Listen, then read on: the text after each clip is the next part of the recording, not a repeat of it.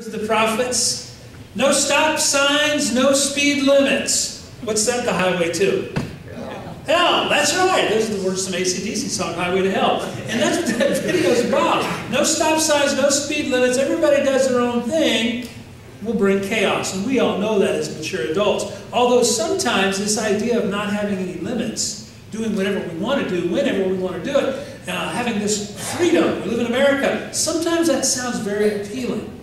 But again, maturity tells us that not having any stop signs, not having any speed limits, not having any boundaries will lead to chaos and lead to everyone in it for themselves. And that's why I want to talk about boundaries today. Again, I told you that as part of Transformation Journal this week, I'd read that about God secures our borders, this teaching. He keeps your borders safe and secure. And I said, yeah, I think God put that word on my heart to share with myself and to be influenced by, but also to share with you about thinking about our boundaries, your boundaries, my boundaries, collectively and individually. What are our borders? And so I'm going to talk about that for a little bit to make sure we're on the same page. Because again, God says, I will strengthen your boundaries, your borders. I will strengthen them. I will make them secure. But if we don't know what our boundaries are, it'll be hard to experience that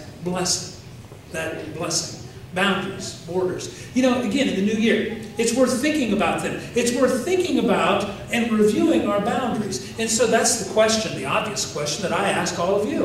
What are your boundaries? Or we have a men's cell group that you're invited to be part of, by the way, for men that meets Tuesdays at noon at St. Mark's Community Center. And so the guys that were part of that cell group, we were talking about this, and I think it was Ron Turner said, well, it's about drawing the line. I said, yeah, that's what it is. Boundaries, borders. Where do you draw the line in your life? Now, it makes me think about this new show that I've been watching. Has anybody seen this TV show on the History Channel? How the States Got Their Shapes. Is this a great show or what? Yeah?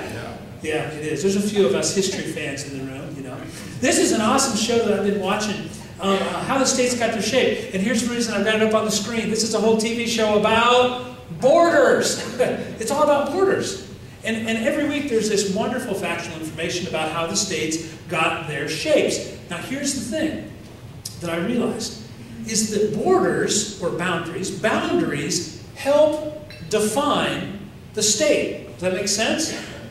The boundaries help define what's inside of them. So for example, when you see this, what do you know? What state is that? You see the borders that define that state. Now, I'll give you a little help. Got a Lone Star in there, got the Texas flag in there, the great state of Texas. Okay, here's another one. Because borders define the state and what's inside of it. What about this?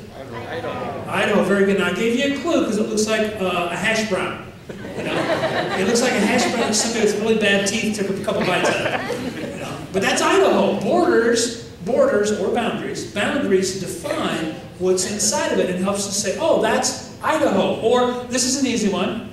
What? Iowa. Of course, it's Iowa. We look at Iowa and we see what our borders are. I think it's interesting that in Iowa, we started with two natural, logical borders, right? And you know what they are, right? On the east side, it's and on the west side, it's the Missouri. Except way up north, there's a part up there at the top that is some of the Sioux River, I think. I was a pastor in Lamar's, and I can't remember anymore what that river is. But the Missouri doesn't come in until Woodbury County, until Sioux City. So there's another river up there. But the point is, rivers are logical. Rivers, oceans, mountain ranges, those are normal, natural, logical things to use for boundaries. And boundaries help define what is within. Now there's a certain point, though, that when you look at the states, there isn't a natural, logical boundary, like a river, or an ocean, or a mountain range. So what has to happen? Well, somebody has to draw the line. Make sense? So when they were trying to distinguish between Minnesota, is anybody here from Minnesota, by the way? Any Minnesotans in here? Good, we can talk about it. No, when we were defining Iowa, like this is Iowa, this is Minnesota, somebody had to draw a line. And so what they did is the surveyors and the people that did that kind of thing way back in the 1800s, whatever, said, well, it looks like the 43rd.30 latitude is the most logical place to draw the line. Point is, somebody had to draw a line. I think that's relevant when we talk about boundaries, when we talk about borders. They exist for a reason. And in our own lives, there's points where we have to know where to draw the line. Now, obviously, there are some boundaries that are logical and normal. I'm going to talk about those in a few minutes.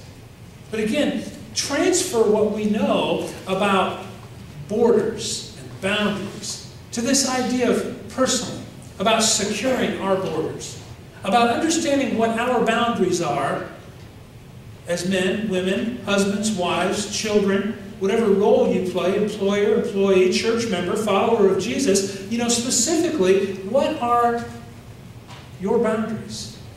What defines you? What defines us? Next week, again, I'm going to talk a little bit more about that next week because we have some natural boundaries here at Grandview United Methodist Church, and we need to talk about whether those define us or not. But today, I'm talking about us individually. Us individually. We draw lines. We create boundaries that help define us. We create boundaries that say, I am human, right? I'm human. There's a logical, natural border. I'm human. I don't eat other people, right? That's like what we ascribe to animals, okay? But we also have to understand that why this is important. It's important that we get in touch with or be clear on what our borders and boundaries are in our own personal lives. We know that it's hard for us, for example, it's hard for us really to understand, here we live in Dubuque, Iowa, Dubuque County, it's hard for us to understand how another human being could strap up explosives onto their body with ball bearings that have been soaked in rat poison and walk into a crowded cafe and blow themselves up along with men and women and children and Jews and Muslims and Christians and unbelievers. It's hard for us to understand that, isn't it? What if I told you it's a boundary issue? What if I said, well, their boundaries, their borders, that which define those suicide bombers are way different than ours? Fair enough? What about this? We have a hard time understanding, if you turn the clock back, we have a hard time understanding how millions of German citizens and soldiers could kill over 6 million Jews and homosexuals and deviants and gypsies and bohemians, anybody that they thought was deviant. We have a hard time understanding how that could have happened in World War II, yes? But not if you understand that the boundary got moved. Not if you understand that a whole nation of people, for the most part, said, well, here's the border, here's the boundary that defines us. These people, the Jews, the homosexuals, the gypsies, the bohemians, they're not really people. Oh, okay. See, that defines, that changes everything. That's a way to understand it, and it's also a way to say why understanding our own boundaries is important. They can't just be a day-to-day. There's a term for that. It's called situational ethics, right? Depending on the situation, my ethics may change. What Jesus' followers say, and what we should say, is, no, we need to be clear on what our boundaries are. And just like when you make a state, again, a state is defined by its boundaries, by its borders. We can start with some logical, natural borders. Kind of like rivers and mountains, except we don't have rivers and mountains. We have these. There's 10 of them, right? Not suggestions, commandments. You all know these, right? We fight over these in the public square all the time, but let's look at them as ours, as part of our story. God said, you want some natural borders, some boundaries that helps distinguish you from a non-believer, that distinguishes you from someone who's not not one of God's people? Well, here's 10. Here's 10 borders. Okay, and I won't read them all in the King James Version out of Exodus to you, but the shorthand version is, you should know other gods before me. No worshiping of idols. No using God's name in anger or in frustration or hate. Worship God with full attention. It's called a Sabbath day. You should take a Sabbath day. Remember it. Keep it holy. A Sabbath. A whole day. Okay, that's one of the boundaries. Honor your father and mother. I know some of you would like to have that on like a needlepoint hung in your living room, right? For your kids. Honor father and mother.